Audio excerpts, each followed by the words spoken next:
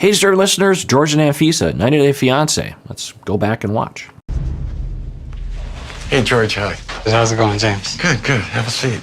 So this is great. I was wondering about why he'd be meeting with Anfisa alone. I was a little worried that the frame of therapy was getting a little janky, if you will. But now the therapist is meeting alone with George.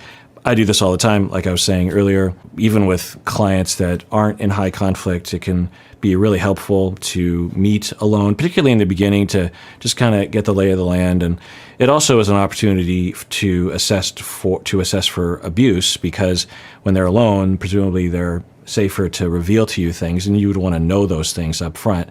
I think I'm going to be more comfortable doing a solo counseling session than when I went with Anfisa, because I'm not going to have the pressure of having to lie in front of her. So what's happened since the last time we talked? She had mentioned that there was some trust issues. Have you been honest since our last session? And I have to say that we are now witnessing the longest stint of therapy on 90 Day Fiancé, to my knowledge, to my memory, which is a whole whopping 3 sessions. So we'll commend everyone involved for that. For the most part, I've been pretty honest and open with her, and I think that's helping a lot. What are some qualities about Anfisa that you just love? What do you love about her? Her honesty. So that's interesting, though. It's a neat insight to say, gee, what I love most about my wife is she's honest. And that's exactly what she's wanting from you. How do you see the marriage, the way you want it to be? Yeah, this is good. I always get real tense because I do not want to be in a position where I am critiquing or criticizing another therapist publicly. You know, I can certainly criticize or critique therapists when it's just one-on-one. That's to some extent what I get paid to do with my supervisees and my trainees. And I don't beat around the bush with them. I mean, I will to preserve their ego on some level, but I'm definitely going to comment when I see something that I think they need to work on. And, you know, I acclimate my trainees to the very understandable fact that they are trainees and they're here to be trained, and they don't know everything about therapy yet, and that's okay. And if someone watched one of my sessions, they'd probably have feedback for me too. It's okay. It's normal. Something wrong with people doesn't mean you're going to be a bad therapist. It just means you're normal. Anyway, and what's the chance that someone is just going to be perfect as a therapist at the beginning of their career? To believe such a thing is to be absolutely narcissistic, to believe that you just emerged from the womb as an excellent, trained, experienced, wise therapist. Anyway, so I always feel relief when I see good therapy and I can just relax and say, oh, that was good. And he is asking very similar questions. He might ask all his individual meeting session clients with these sorts of questions, like, what do you want from the marriage? You know, just to get a sense, a lay of the land. Everything to just be smooth. I want her to be happy. How could you set the environment so it would be really easy for her to be happy? Make more money. Okay, so therapist asks a good question. I don't know. I don't know what sort of approach he adheres to. It sounds a little Gottman-y to me. Not entirely. He's not using the lingo, but the kind of direction he's going, and even that question, like, what do you see in her that is a positive, is a very Gottman question. One is to help clients to see the good in each other and to focus on that and to capitalize on that. But also it's an assessment of, if the individual has a lot of good things to say about their partner, then you as a therapist kind of know, okay, contempt hasn't really eroded their positive associations with their partner. Whereas if they only say a couple things, and George only said one thing, he's just like, I don't know, her honesty. And the way, given what we've seen, the way that I would interpret that for George, that he would answer that way is, I think, one, he's not super in touch with his feelings. So I don't know if he has a basis to answer that question, you know, because for me, if you asked me what I love about my wife, I would have to at least check in with my feelings, right? Like, how does she make me feel? I might use different words, you know. I might not use feeling words, you know. I might use words like, well, she's really nice, and she's very accommodating, and she's very attuned, and she's very caring and patient, and fun and funny and a good conversationalist and a good sense of humor and, those, there's a lot of things. But as I come up with those adjectives, I'm thinking about times and emotions that I've had with her. When I say she's nice, which is a kind of a funny word because I feel like the word nice gets a bad rap. I feel like if it's one thing I wish everyone was to each other is nice. Like being nice is good. I like to be nice. I like nice people. And when I think about her being nice, I first have to notice that I have this association and this emotion when I think about good times with her is that she's kind to me. She's nice to me. She's tender with me, she's caring to me, and I feel attuned to and cared for and safe and fulfilled and loved. And the word I put to it is nice. You know what I mean? There's a lot of other words, of course, there too. But so I don't know if that's why he can't come up with adjectives, or if he just doesn't really love her anymore, or he's terrified to be in therapy because of his issues and has a hard time relaxing enough to be able to answer that question. Or he is not, because he's such a people pleaser, and I think it's starting to look more and more pathological in that direction because he's lying to her as a way of trying to please her in the moment to avoid her getting upset, even though there's a lot of signs that she wouldn't get that upset. When she was talking about, did you go to the lawyer? Or did you go to the lawyer during our breakup? She explicitly tells him, it'd be okay if you went to the lawyer when we weren't doing so well. It makes sense. But it hurts me when you lie to me. And he's still lying and lying and lying. And then eventually he admits that he did. And so I think he has a lot of fear, and he's operating from a place of fear often and might have always been. And when you have that experience, particularly when you're early in life, you don't have a chance to check in with yourself because you're too preoccupied with avoiding danger. So there's a chance that he doesn't even really know who he is or what he is or how he feels. And thus when you ask him, what do you love about your partner? He just might be like, I don't know. I just want everyone to be happy. That might be where he's operating from. Sounds like what she wants is for you just to be honest. Yeah. I mean, wealthy people, if they're not honest with one another, people are cheating and lying, they break up. They should give me their money and I'll... Right. So he asks him, George, what do you think would make her happier? And George says, I don't know, money. And George has reason to believe that because Anfisa has repeatedly said as much.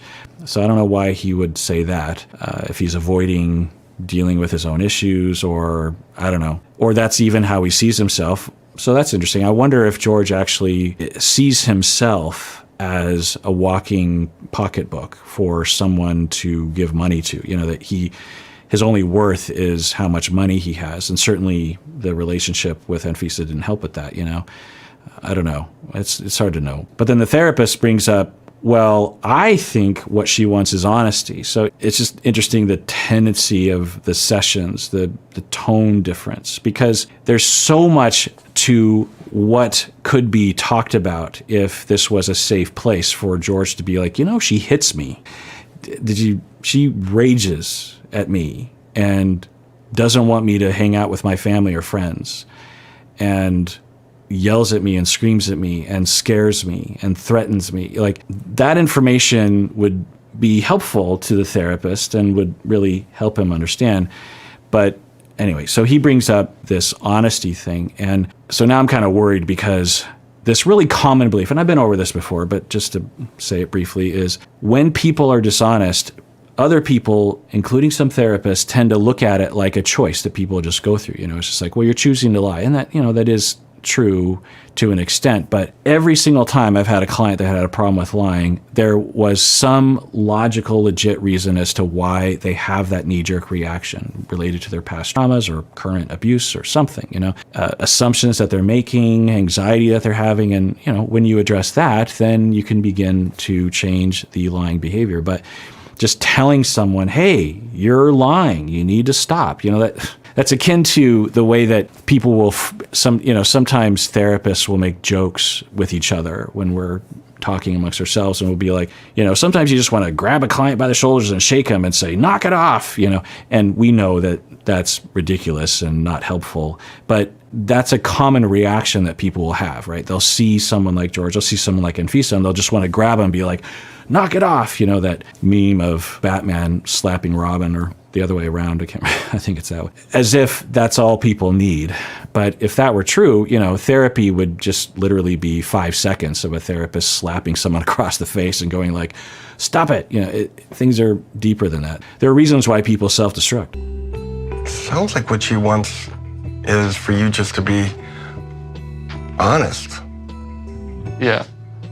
I mean, wealthy people, if they're not honest with one another, people are cheating and lying. Right. What the therapist is saying right now is, okay, you're saying she wants money, but, it sounds like she wants honesty. And I think even if she wants money, if she doesn't have honesty, then things aren't likely to work. And they break up. They should give me their money and it'll make me happy. At least name 3 problems in your relationship that you could fix with money. Everything. Like everything, I feel like all the problems that I have, if I hit the lotto tomorrow, like everything would just be fixed. Yeah, it's interesting. And certainly she has done a lot to create that perspective in him, repeatedly telling him. I mean, it's been a while in terms of episodes of this show that have had her say such things.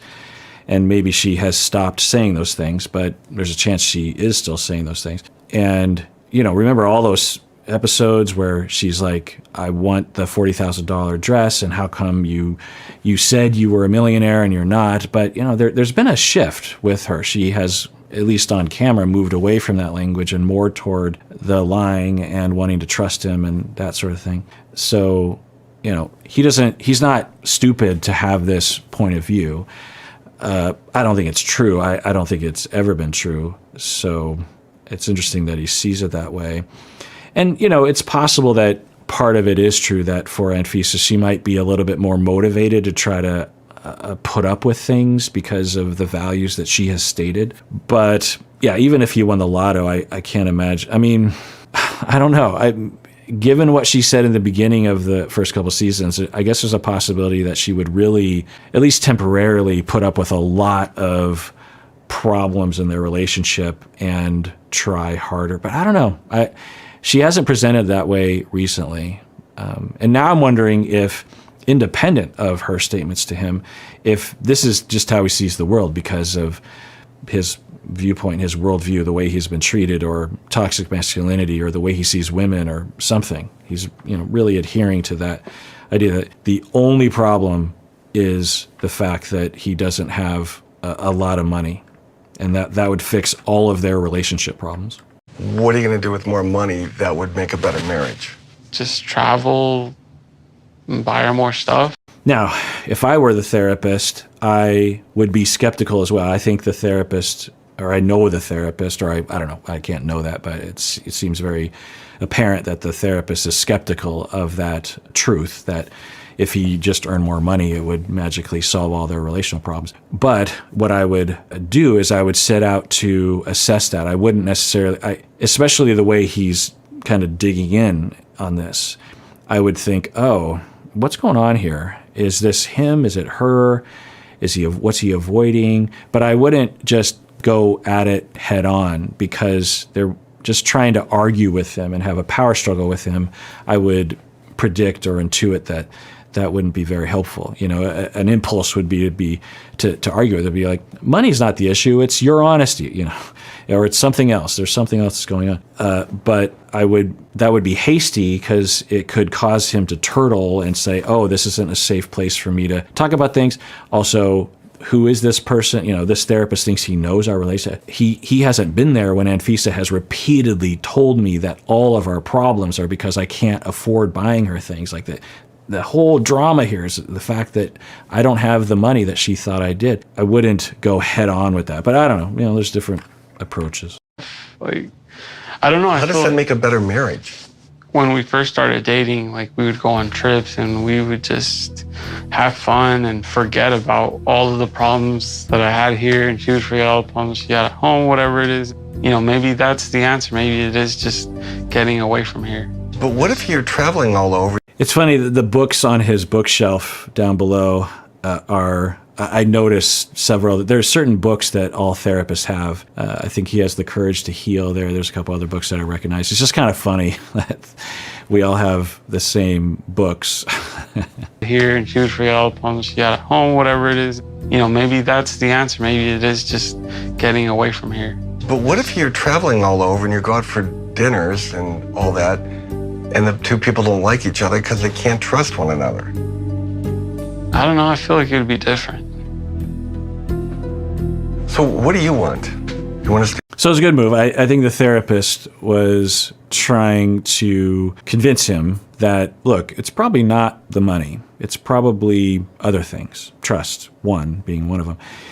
And didn't seem to really get anywhere with him. And the way George answers the questions, he seems to lack the ability to explore that, which really, you know, because in the regular episodes outside of therapy, he's very reactive.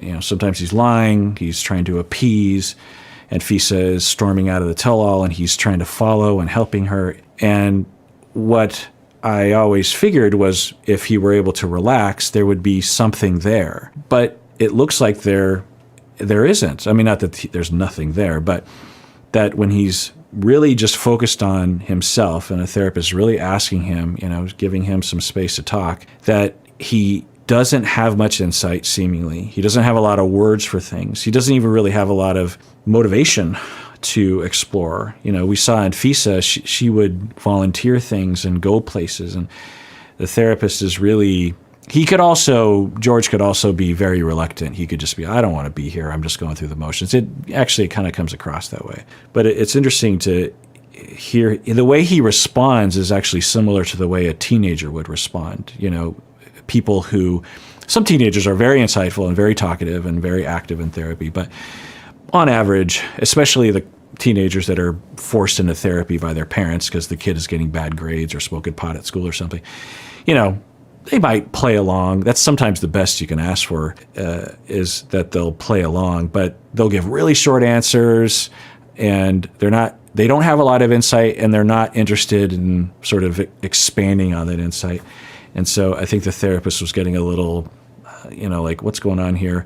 And then instead of getting into a power struggle with him and saying, like, no, you have to accept that it's not money, it is the honesty issue, he switches gears, which is great, and says, well, what do you want? And because that's another thing that I think the therapist is intuiting is like, okay, and this is some advice to you therapists. If you ever run into a point in a session, particularly in the beginning with a client, where, the first few sessions where you feel like you're working real hard and you're trying to pry things out of your clients, and you feel like you're doing more work than the client is you always want to put the ball in their court, and so that they can do what they want to with it, and then you can go where they want to go. And two, if they don't do anything with the ball, then they're not really there to work. So the easiest way to do that is to ask, what would you like to get out of therapy today? What do you want to work on right now? Now, some clients might have a hard time identifying that because they don't really know what the options are. And, you can help them. You don't want to hang them out to dry if they're searching for something. You can assist. But I wouldn't be surprised if he's just like, I don't know why I'm here. I don't know. I'm just here to talk. And you'll hear some people in his position, they'll try to deflect by saying, I don't know, you're the doctor. You tell me what I'm supposed to work on. And I always say, and when I get that, I'm like, oh boy. And so I say, yes, I am the doctor, but I can't tell you what you want out of therapy. Only you can define that. And if I defined that, that's actually unethical. It's wrong of me to define what you should be doing in therapy. Now, you might not know exactly how we're going to get there, but you have to tell me where there is. You have to tell me what outcome you're looking for in therapy. And if you're not sure what therapy can offer, I could throw out some options, but I'm not going to dictate to you. So what do you want out of therapy? And I was like, well, you're the doctor, so he's trying to put the ball back in my court. I'm like, no, the ball's in your court. it's unethical for me to have this ball right now. You take the ball. And sometimes the way I described it, that sequence, it means there's really no way out, that the client doesn't want to be a client, they don't want to be in therapy, and there's really no solution to that. And I'm just beginning to understand that. And then for myself, I know why I'm working so hard. It's because he doesn't even want to be here. And if he doesn't want to be here and he doesn't actually want to work on anything, then I'm going to stop working. And then I might get into a conversation with him about like, so do you want therapy? Which is fine. You don't have to want therapy, but if you want therapy, I'm here for you. But if you don't want therapy, then we're both wasting each other's time. So, what do you want? It is very rare in my current career that I will ever have. I'm trying to remember the last time I had a conversation like that. It would have been like 10 years ago or something. In the beginning of my career, I had that frequently because of the sort of clients that I was getting in the beginning of my career. And one of the things that I'll do with my trainees and supervisees is giving them permission to have that conversation with some of their clients. Because a lot of novice therapists think that it's their job to convince clients to want to be in therapy, which is just not the case. Therapy is for the voluntary. People want you to help them with things. And it's not uncommon to be in the beginning of a career at an agency or something where literally none of your clients, especially if you're working with kids and teenagers, where literally none of your clients want to be in therapy. And so sometimes you just have to make do. Or they might be willing to be in therapy, but they're too young to understand what therapy is for. And so they can't really answer that question as to what they want out of therapy because they don't really understand what therapy is, what it does, or what growth means, or, So, not that all kids are like that. But anyway, so this is a great question to ask him because I think he's giving the ball back. Say, well, okay, I'm getting some pushback from you, or I'm getting some surface level answers from you. What do you want to talk about today? All right, well, let's end it there. And everyone, please take care of yourself because you deserve it. You really, really do.